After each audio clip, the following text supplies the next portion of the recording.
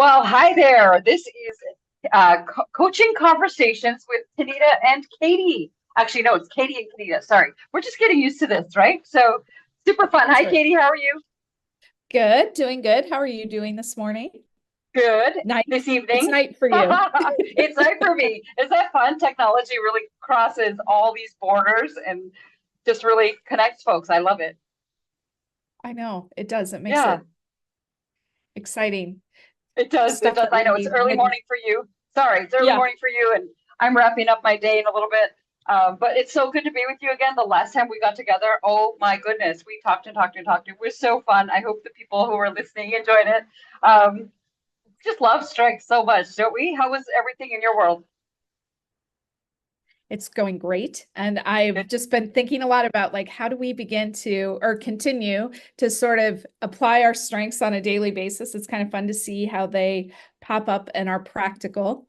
Um, Yeah, as we're, you know, going through our days. absolutely. And you know what? Since we're going to be talking today about culture and strengths. With me being a DEIB practitioner, and of course, both of us are Gallup certified strengths coaches. I've just been paying attention to that idea a little bit more in the last few weeks, and man, it's strengths are so important, but the impact from culture is just mind-boggling sometimes. Don't you think? Have you kind of noticed some of that in your world too?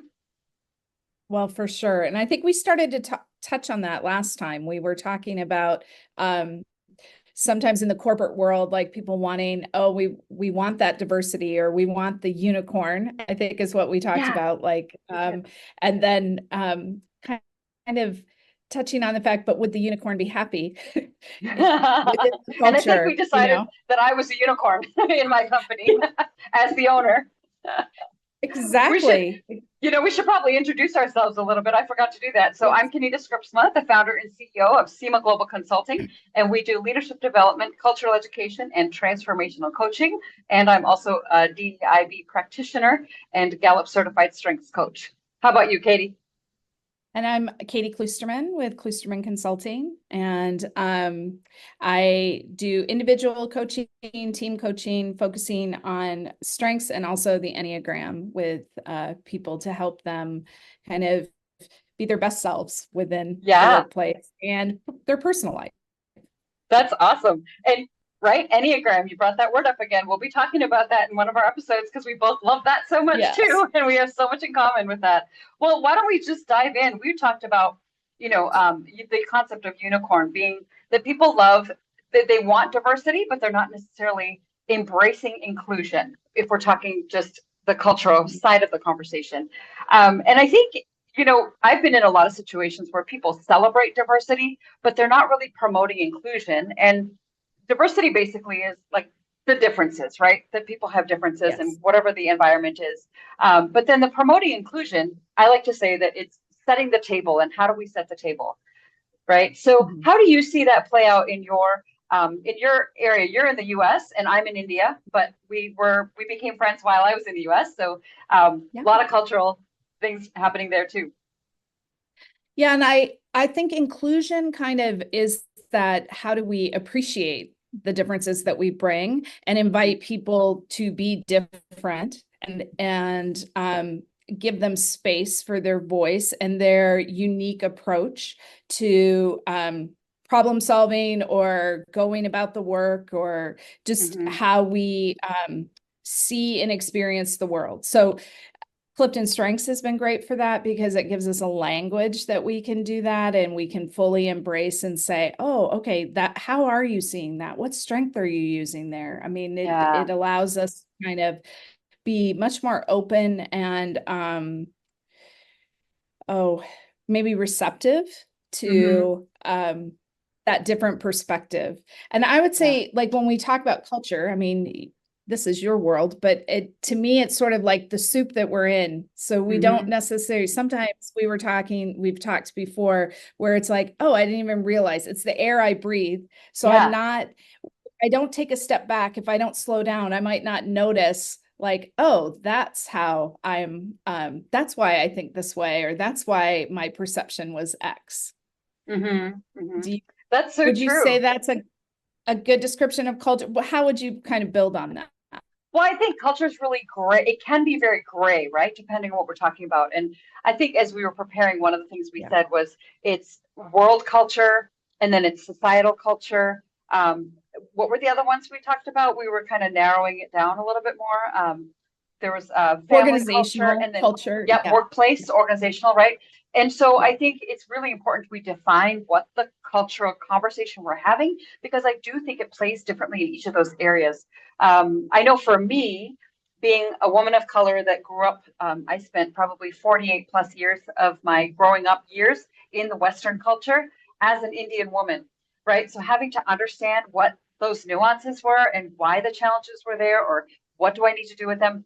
Fast forward many decades, I finally took my assessment, and now it's been like 13, 14 years when I took the assessment for strengths, because what I discovered was it gave me positive language, and it kind of helped me connect better with some folks, because it gave me just different language, and it gives us a common language, right, with strengths.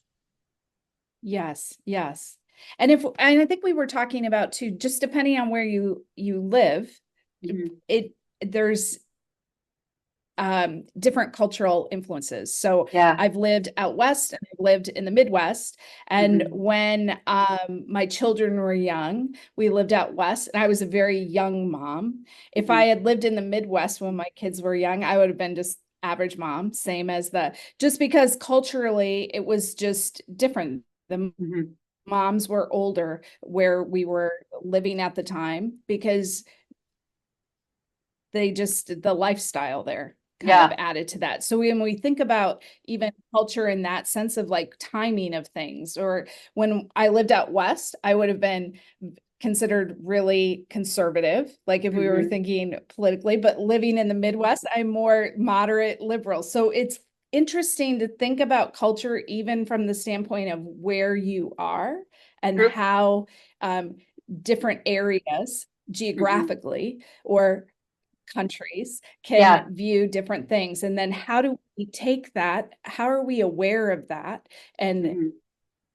influence, and how does that influence how we make decisions, how we interact with people? How are we sensitive to it, I Yeah. guess?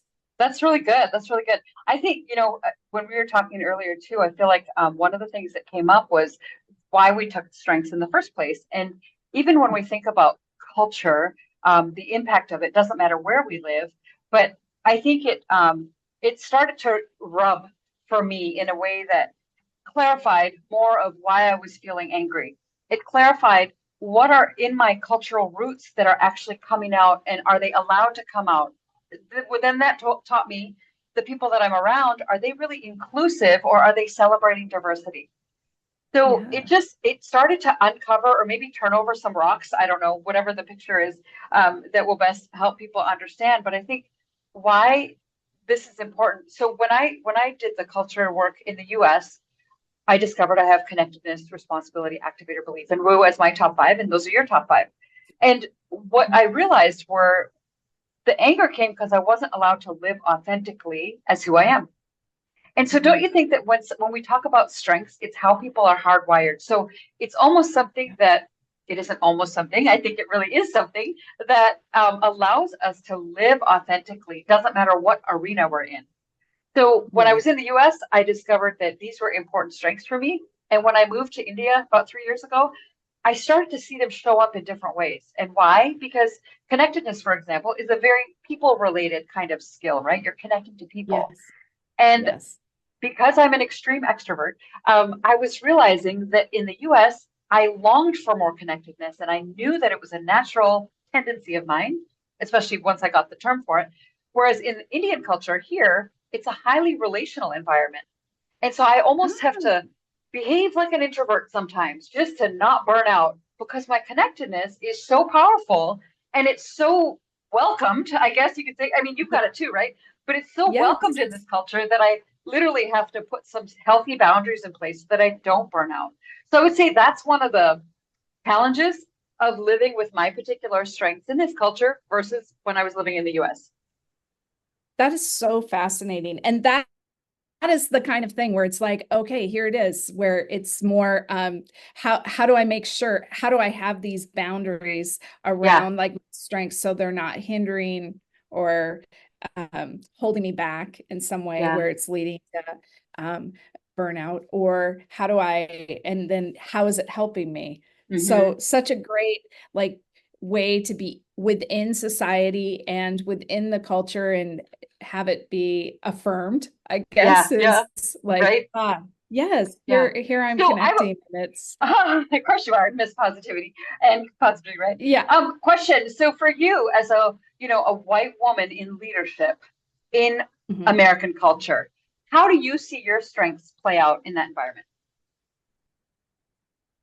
I think, oh, that's a good question. Sorry, I just thought of that question. I'm like, oh, I would love to know, and I'm sure the listeners would love to know too.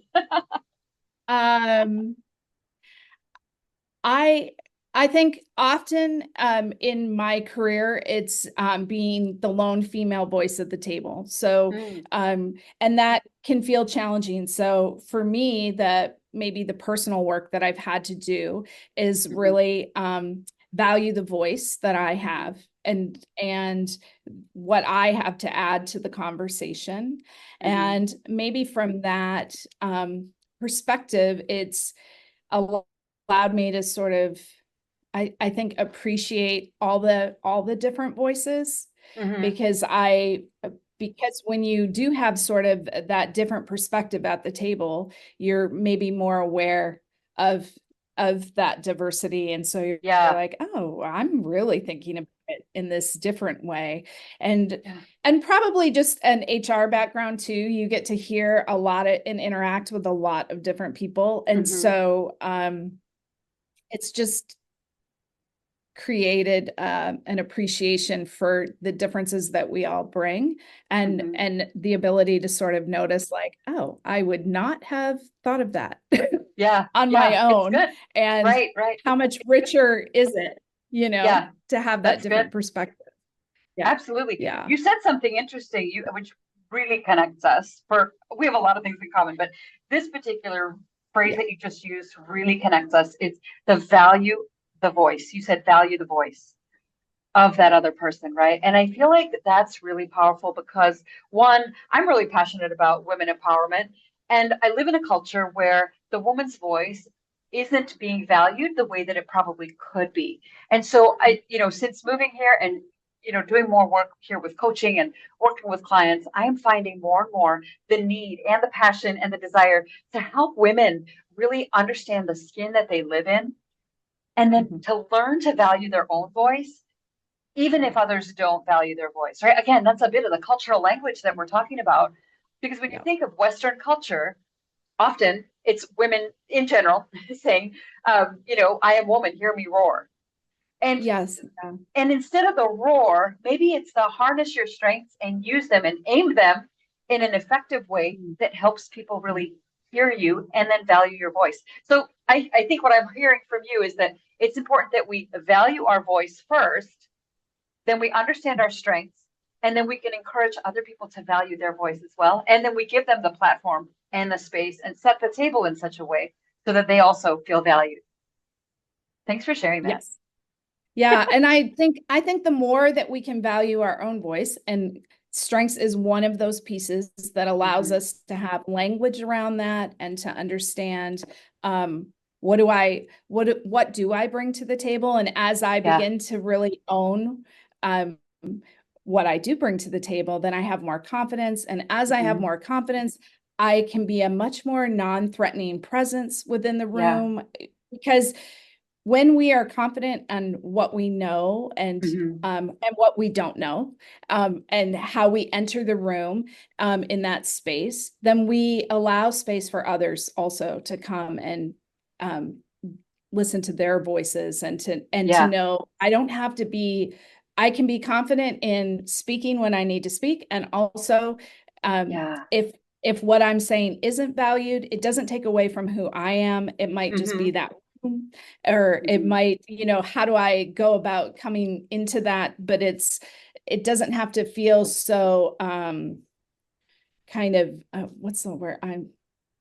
I haven't had enough coffee. Like, I've had you too know what I much. mean? Like where Yes. you feel like I Yeah. really have to fight for this or push it. I think the Right. more confident you become in yourself and who you are, the more you can be open-handed in that space and kind of trust, like, okay, this is what I bring. Not Yeah. everyone may value it, and that's okay. Maybe that's not my space. Maybe that's not my culture, that I need to Yeah. be the culture within this workplace or within this friend group is not good for me, you Oh, know? there's so much there. I want to like, oh, and this and this and this and this. I Yeah. think one of the things I heard, like when you said confident, it's like, oh yeah, I remember a time where I was not so confident. Now, it's not because I took my strength, so I became confident. You know my story. There's been a lot of other things that I've done to grow personally and be more effective in my story, but strengths really gave me language to stand with and to give me that the words that I needed to be able to be confident and say, well, okay, if I'm wired like this, what are some behaviors or what are some ways in which I can walk them out? And what I think of when I think of being confident, the opposite would be obviously not being confident, but more of the maybe embracing negative thoughts.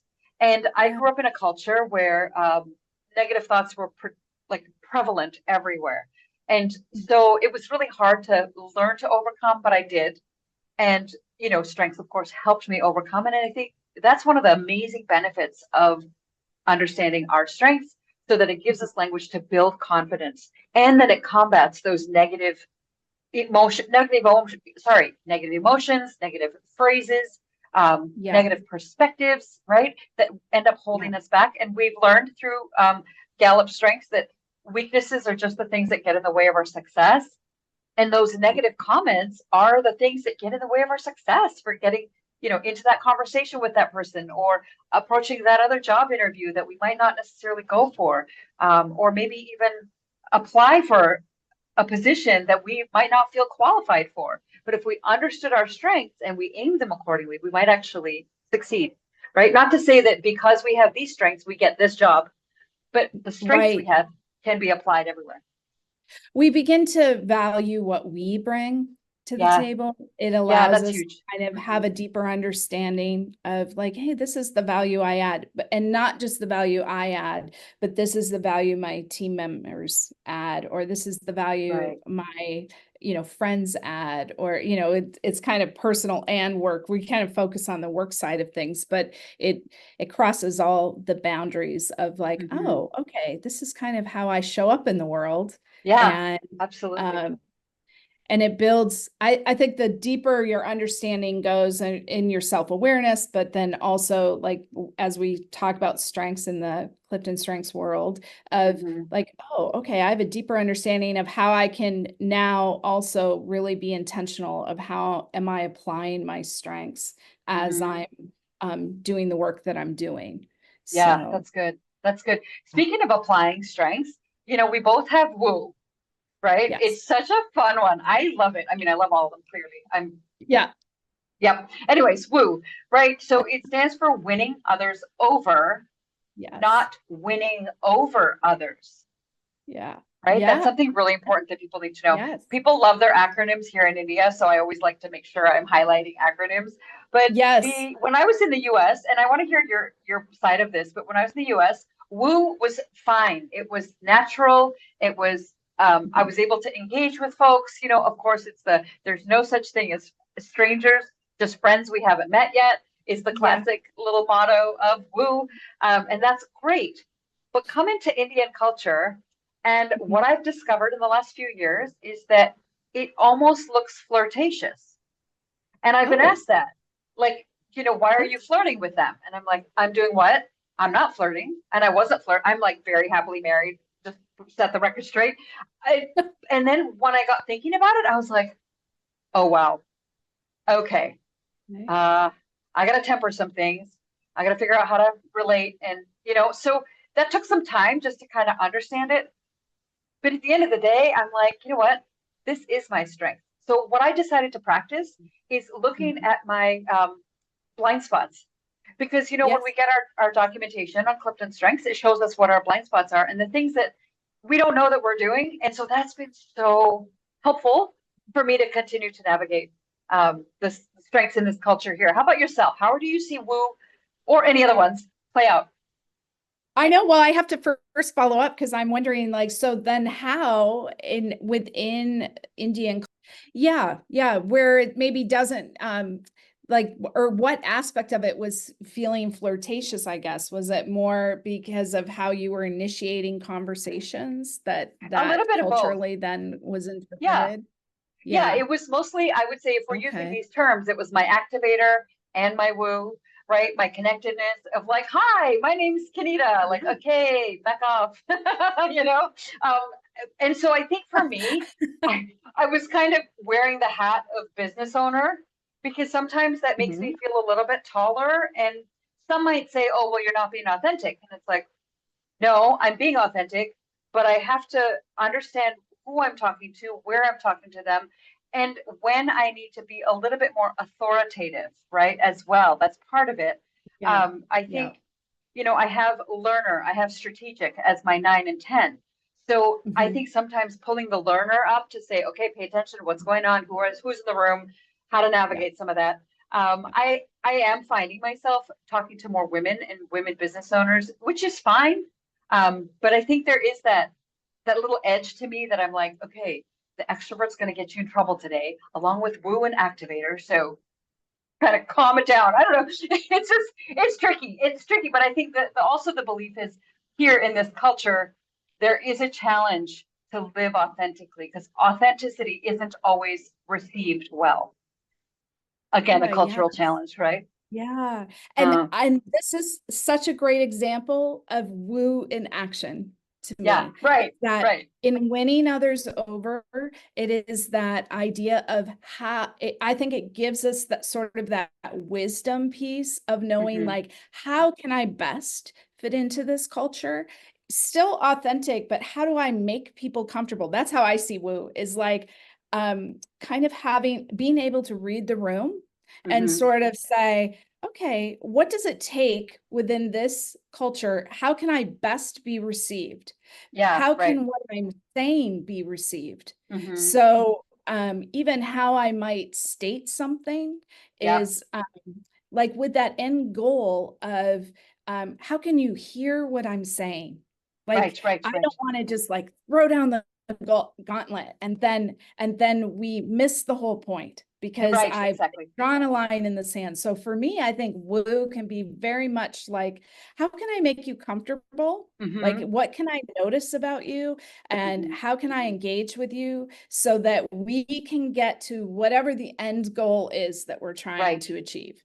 right. Because um, that's the most important thing, maybe in a Yeah. business situation. It's like, how can we communicate and how can we see each other's sides of things so that, Mm-hmm. and that is a way that for me, woo can play into just everyday business life. It doesn't seem like it on the surface, like, Yeah. but as you think about it, and even as you were talking about what strengths you've drawn on, how you go into, I think that's Mm-hmm. all a picture of woo. Um, Yeah, it and is. yeah, so it's kind of, That's it's really a fun good. strength that way. It is fun and I really enjoy it. And I feel very free when I have it so that it kind of makes me not so nervous in, public Yeah, settings. yeah, But then again, the cultural pieces, most often women don't mix with men here, right? That conversational stuff doesn't really happen as freely as I would like. I mean, I gave birth to 3 sons. I have men in my life that I like to talk to. So, right. and women, I but know. you know what I'm saying, right? I That, mean, yeah, it's just a learning curve. I have I have a welcome picnic Uh-huh. coming. I'm starting a master's program in a few weeks for counseling, and they have Nice. like this like school-wide welcome pick, and it's about to give me hives. Like, I signed Ah, up, but to yeah. be honest, like, my woo is not enough to even, like, that is not a fun thing for me. So I was sort of like, okay, I'm signing up because I think I need to do it.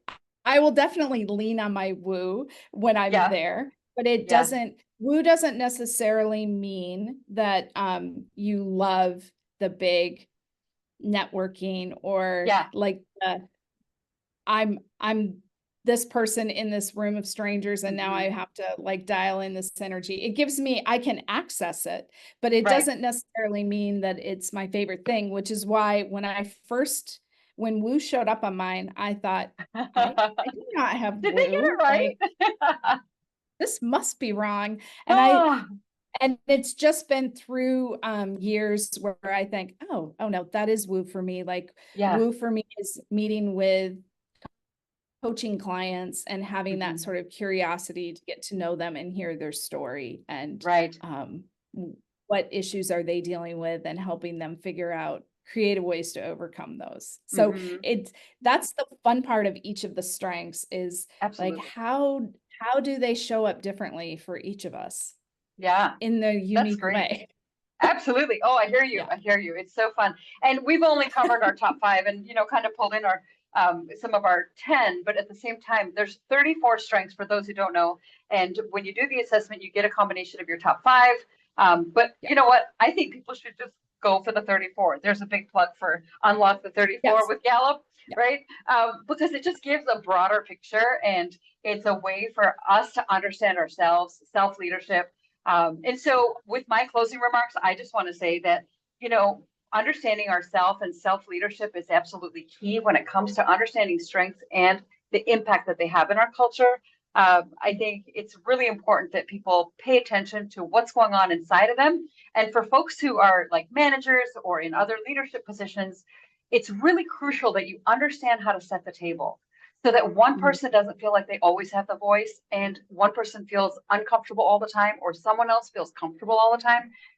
There needs to be a balance, and there needs to be a higher level of inclusion. And so I really hope that as people listen to this, that they'll be motivated to come and take their strengths and reach out to us, or just at least connect with someone to learn more about this, so that they can be more inclusive leaders, and appreciate the diversity in their own worlds as well. And I think I'm just a better person because I have you in my life, Katy. And I was trying to think, where did we meet? And I don't remember. So we've clearly known each other, woo, for a long time. I don't even know. No, I don't remember either. I'm trying to remember. It was a mutual friend that said we needed to meet. Maybe And through I Inforum. remember. Yeah, What? it could be through Inforum. Could be. Oh, Yeah. I bet you're right. Yeah. Well, Yes. that's for And another then day. We'll have to figure that out. yeah, and then we had a very, very long coffee.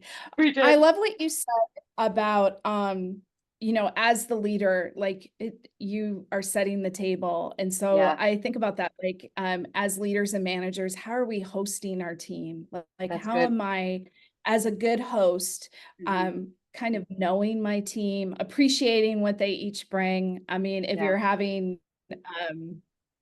a dinner party, if we stay with this idea of like your guests, having a diverse guest list makes them for much more interesting conversation. Absolutely. And great opportunities to learn. And so how do we come sort of open-handed and curious to with one another about like, maybe there's something I could learn here, something I haven't thought about in a different way. And in learning something different and being open, I don't need to be threatened if it is different from what I think. It's how can we come together and be even something greater working together because of our different perspectives. That's great. Thank you so much. I think we should wrap up our time together today. And if people want to reach out to us, our information will be in the caption. So KatyKlosterman.com, right? Is it .com? I can't remember. Sorry. Klosterman Consulting. My bad. KlostermanConsulting.com. Yes, great. And mine is SEMAGlobalConsulting.com, and you'll find that in the caption. So we hope that you enjoyed our time together, and we look forward to more conversations. You have a great rest of your day, Katy. Thank you.